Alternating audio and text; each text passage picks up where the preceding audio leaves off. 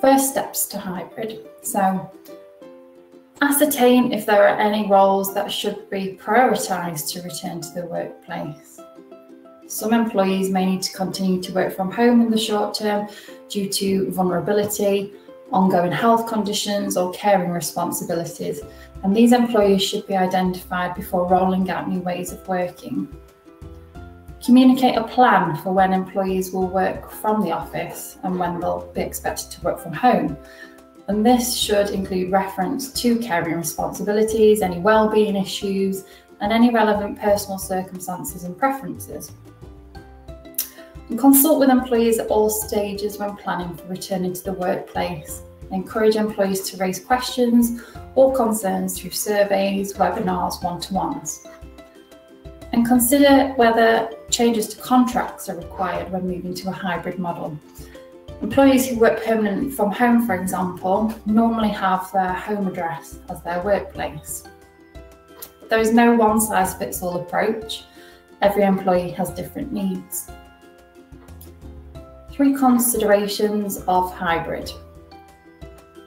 Providing choice.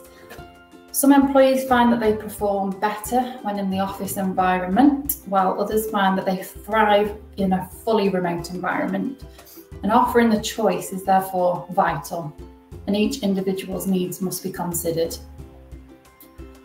By making trust one of your core values, you'll be able to remove the need for things like daily checkups, micromanagement, which can be a real negative for quite a number of employees. At YHA, we have our values, which are heart, helpful, efficient, authentic, which covers trust, respectful and team-spirited. Be empathetic. Empathy goes a long way in business. It builds leadership, strengthens relationships, fosters work productivity and overall job satisfaction. And this is really key when implementing hybrid practices. So as your charity develops change or makes any decision that will affect your workforce, you should try to consider how you will communicate the reasons for that decision.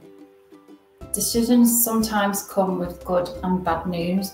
So a good approach we found is to have prepared to outweigh the bad news with benefits created by the decision. And employees are generally quite accepting and supportive of decisions when they can see how it is beneficial. At YHA, the weekly staff webinars and regular surveys were key to keeping our teams up to date and gaining the buy-in to implement change. A recent survey from Envoy showed that more than 1,000 UK employees said that 70% believe a hybrid working model will result in personal benefits, whilst 34% believe it would improve their mental. Some ideas to stay connected are organising social gatherings, either face-to-face or virtually. Something my team have adopted recently is a simple 15-minute virtual coffee break where we don't talk about work, we talk about our weekends, and that's used to basically the time that we used to have in the office when we were making coffee in the kitchen, we're doing that instead. And another simple initiative implemented recently is Walking Wednesdays, where we take our daily stand-ups outside for half an hour and we get moving rather than just sat in front of our laptops all day long. Provide wellbeing resources. So choose tools or programs that are actually developed by experts and share them with your teams, and encourage employees to talk openly about how they are feeling. Internal wellbeing champions are a team of staff who regularly promote wellbeing activities. And flexible boundaries. For some, they may prefer more of a set routine when it comes to work. So agree with them set days to come into the office and check in on them as to how they progress with a change to their normal ways of working.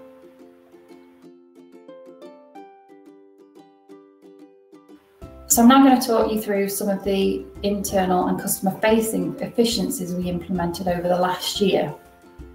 So some of our internal efficiencies included laptops, mobiles and soft phones being provided for all staff who needed them. Microsoft Teams was provided to all users to ensure that staff felt connected through the use of video calls. We introduced weekly webinars for all staff to hear directly from the executive and senior leadership team, with the ability to ask live questions during the session. VDI clients were implemented to maintain security for contact centre payments by phone. And we expanded our VPN capabilities to ensure our systems could cope with more remote workers. Some of our end user and customer facing benefits included a voluntary donation option for customers requesting cancellation requests online. We improved our individual giving donation website experience, including regular giving options.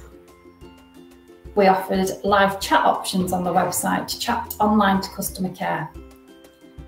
And we kept our websites updated after each government announcement to inform customers online with up-to-the-minute information about how the various changes affected their bookings to avoid customers swamping the phone lines. We developed online cancellation request forms for all booking types, which include families, individuals, groups, and our exclusive hire product, and this really helped to improve our user experience. Many of these upgrades were already on our plan, but the pandemic really forced our hand to implement them in a very short space of time.